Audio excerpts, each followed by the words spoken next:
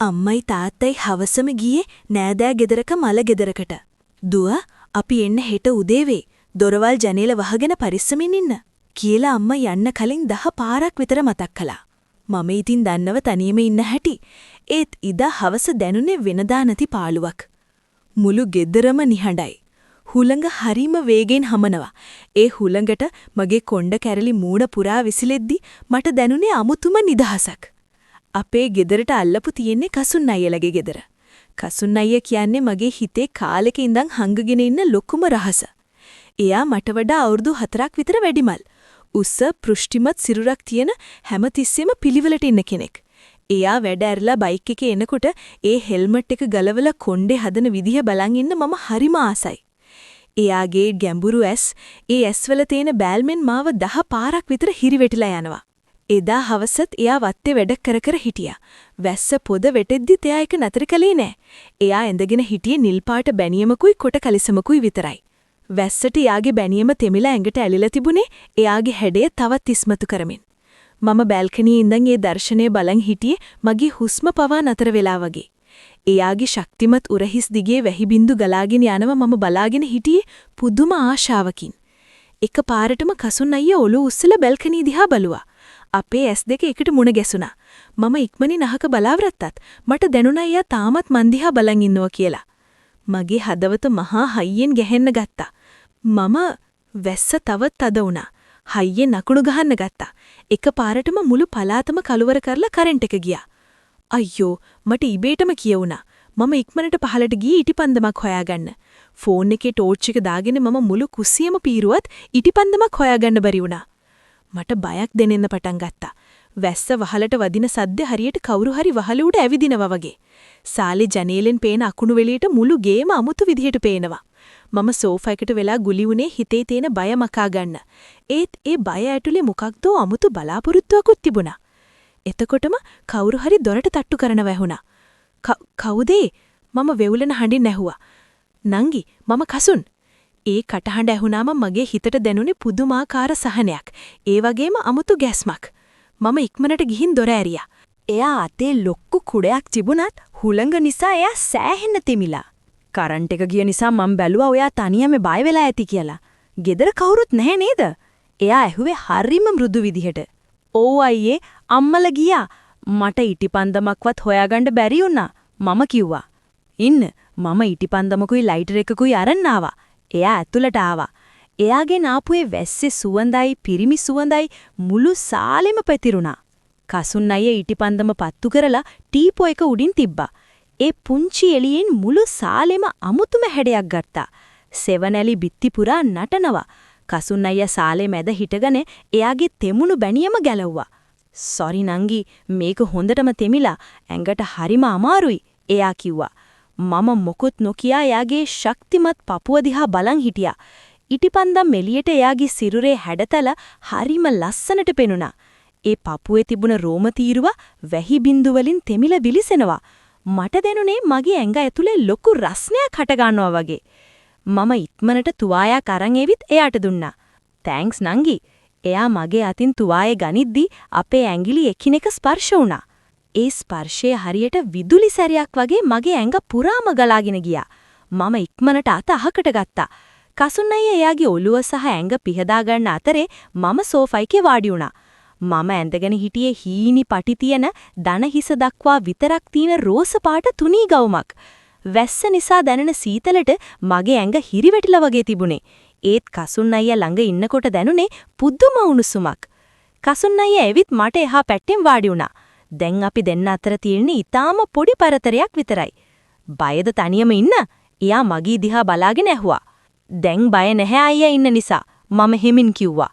"ඔයා දන්නවද නංගි, ඔයා දැන් ඉස්සර වගේ නෙවෙයි. ගොඩක් වෙනස් වෙලා, ගොඩක් ලස්සන වෙලා." එයාගේ හඬ ගොඩක් ගැඹුරු වෙලා තිබුණා. ඒකේ තිබුණේ අමුතුම ආශාවක්. මම ලැජ්ජාවෙන් බිම බලාගත්තා. කසුන් අයියා මොගේ කම්මුලකට වැටිලා තිබුණ කෙස් රොදක් හෙමින් අතින් අහකට කළා. එයාගේ ඇඟිලි තුඩු මගේ සම මත හරිම මෘදුව ගෑවෙද්දි මට දැනුනේ මම දිය වෙලා යනවා වගේ. මගේ ඇඟ පුරාම හිරිගඩු පිපුණා. "ඇයි මන් දිහා බලන්නේ නැත්තේ?" එයා හෙමින් ඇහුවා. මම හෙමින් ඔළුව උස්සලා එයාගේ ඇස් දිහා බැලුවා. ඒ ඇස්වල තිබුණේ මාව මත් කරන බැල්මක්. මට හිතුනේ මම මේ මොහොතට කොච්චර ආදරේද කියලා. වැස්සේ සද්දේ, ඉටිපන්දම් එළිය සහ කසුන්නයියගේ මේ සමීප බව මේ හැමදේම මාව අමුතුම ලෝකයකට අරන් යනවා වගේ. අයියේ මට අමුතුයි වගේ. මම මිමිනුවා. මොකක්ද දැනෙන්නේ? එයා මගේ අතින් අල්ලලා එයාගේ පපුව උඩින් තියාගත්තා. එයාගේ හදවත මහා හයියෙන් ගැහෙනවා මට දැනුණා. මගේ හදවතත් ඒ වගේම වේගයෙන් ගැහෙනවා. එයා මගේ අත තදින් අල්ලගෙන මට තවත් කිට්ටු වුණා. දැන් එයාගේ හුස්ම මගේ මූණට වදිනවා. මට ඔයාව හැමදාම මෙහෙම ළඟින් තියාගන්න ඕනි. එයා කියමින් මගේ නළලට හාදුවක් දුන්නා. ඒ හාදුවත් එක්ක මගේ ඇස් දෙක ඉබේටම පිය වුණා. මම මගේ දෑතින් කසුන් අයියව බදාගත්තා. එයාගේ ශක්තිමත් පිරිමි සිරුරට මගේ පපුව තද වෙද්දි මට දැනුනේ ලෝකේ තියෙන ලස්සනම හැඟීම. අපි දෙන්න ඒ විදිහටම ගොඩක් වෙලාව හිටියා. කාටවත් මුකුත් කියන්න උවමනා වුණේ නැහැ. අපේ හුස්මවල ශබ්දේ විතරයි ඒ නිහඬ සාලේ ඇහුනේ. කසුන් අයියා හෙමින් මාව සෝෆා එකේ හාන්සි කළා. එයා මගේ උඩින් යෙබිලා මගේ දැස් දිහා බැලුවා. ඉටිපන්දම් එළියට යාගේ රූපේ හරියට සිතුවමක් වගේ. නංගි, ඔයාට මාව විශ්වාසයි නේද? එයා ඇහුවා. ඔව් අයියේ, මම ඔයාට ගොඩක් ආදරේ. මම පළමු වතාවට මගේ හිතේ තිබෙන රහස එළියට දැම්මා.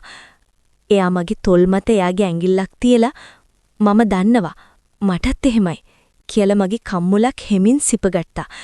ඒ ස්පර්ශය මගේ මුළු සිරුරම ගිනිගන්නවා වගේ හැඟීමක් ඇති කළා. ඒ මොහොතේ මට දැනුනි මුළු ලෝකෙම නවතිලා වගේ. වැස්ස තවත් තදින් වහිනවා. වහලට වදින වැහි බින්දුවල සද්දය දැන් හරියට සංගීතයක් වගේ. කසුන් අයියා මගේ ගෙල ප්‍රදේශයේ හිමින් සිපගනිද්දි මගේ මුළු ඇඟම හිරිවැටිලා ගියා. මං එයාගේ කොණ්ඩේ අතරින් මගේ ඇඟිලි යවමින් එයාව මට තවත් තද කරගත්තා. අපි දෙන්න අතර තිබුණේ වචන වලින් විස්තර කරන්න බැරි බැඳීමක් වගේ මට දැනුණා. ඒක රාගයකට වඳා එහා ගිය ආත්මීය බැඳීමක් වගේ මට දැනුණා. හැම ස්පර්ශයකින්ම හැම හාදුවකින්ම අපි දෙන්න තවත් කිට්ටු වුණා. එයාගේ දෑත් මගේ ඉන වටා තද වෙද්දි මට දැනුනේ මම එයාගේම කොටසක් විලා කියලා. එකපාරටම පාරේ වාහනයක් යන සද්දයක් ඇහුණා. අපි දෙන්නම තිගැස්සිලා ඈත් වුණා.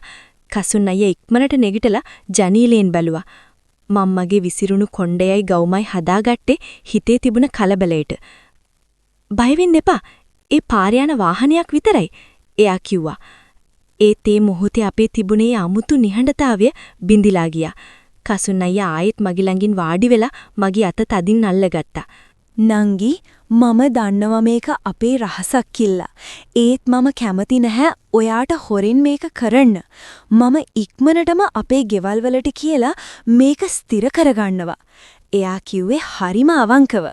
එයාගේ ඇස්වල තිබුණේ ස්ථීර අදිෂ්ඨානයක්. මට ලොකු සතුටක් දැනුණා.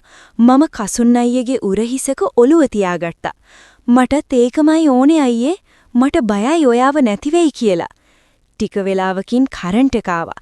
සාලේ ලයිට් පත්තු වෙද්දි අපි දෙන්නම එකිනෙකා දිහා බලලා hina වුණා. ඒ hinaවේ තිබුණේ අපි දෙන්න විතරක් දන්නා රහසක්. කසුන් අයියා යාදී තෙමුණු බැනියම ආයෙත් ඇඳගත්තා. මම යන්නම් එහෙනම්, දැන් රෑ වෙලා. පරිස්සමින් ඉන්න. හෙට මම එන්නම් ඔයාව බලන්න. එයා කිව්වා. මම එයාව දොර ගාවට ගිහින් ඇරළුවා. යන්න කලින් එයා ආයෙත් මගේ නළලට හාදුවක් දීලා මම ඔයාට ආදරෙයි කියලා රහසින් මගේ කනට කළා කිව්වා. එයා යද්දි මට දැනුනේ මගේ හදවතත් එයා එක්කම ගියා වගේ. පහුවදා උදේ මම අවදි වුණේ හරිම සැහැල්ලු හිතකින්. රෑවුණු දේවල් හීනයක් වගේ මට මතක් වුණා. මම බැල්කනියට ගිහින් බලද්දි දැක්කේ කසුන් අයියා එයාගේ බයික් එක පිහදානවා. එයා මාව දැක්ක ගමන් ලස්සන හිනාවක් දැම්මා. ඒ හිනාවේ තිබුණේ අපි දෙන්න විතරක් දන්නා රහසක්. මට දැනුණා මගේ ජීවිතේ අලුත් පරිච්ඡේදයක් පටන් අරන් කියලා. අම්මලයි තාත්තලයි උදේම ආවා. මම වෙනද වගේම සාමාන්‍ය විදිහට හිටියත් මගේ හිත ඇතුලේ තිබුණේ කසුන් අයියා ගැන විතරයි. එයාගේ ඒ ස්පර්ශය, ඒ හාදු සහ ඒ ගැඹුරු බැල්ම මගේ මතකයේ සදාකාලිකවම රැඳිලා තියෙයි. අල්ලපු ගෙදර අයියා දැන් මට නිකම්ම අසල්වැසියෙක් නෙවෙයි. එයා මගේ පණ වගේ ආදරය කරන මගේම කෙනෙක්. වැස්ස දවසක පටන් ගත්ත ඒ ආදර කතාව වැස්ස වගේම මගේ ජීවිතේ තෙත් කරලා ඉවරයි. එදා ඉඳන් අපේ ජීවිතවල අමුතුම වෙනසක් වුණා.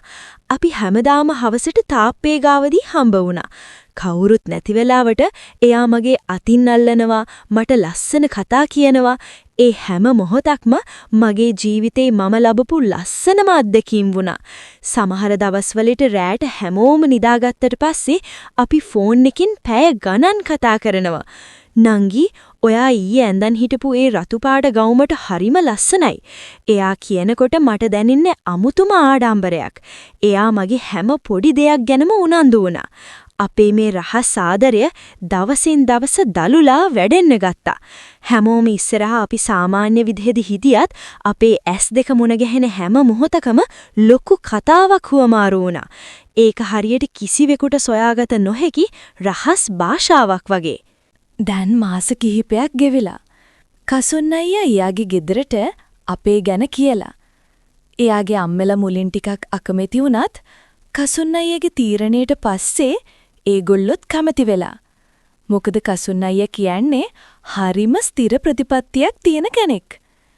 ඊළඟ සතියේ කසුන් අයියලගේ ගෙදරින් අපේ ගෙදරට එන්න හදන්නේ මේ ගැන කතා කරන්න.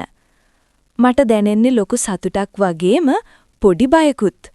ඒත් මම දන්නවා කසුන් අයියා මගේ ළඟ ඉන්නකම් මට කිසිම දෙයකට බය වෙන්න දෙයක් නැහැ කියලා.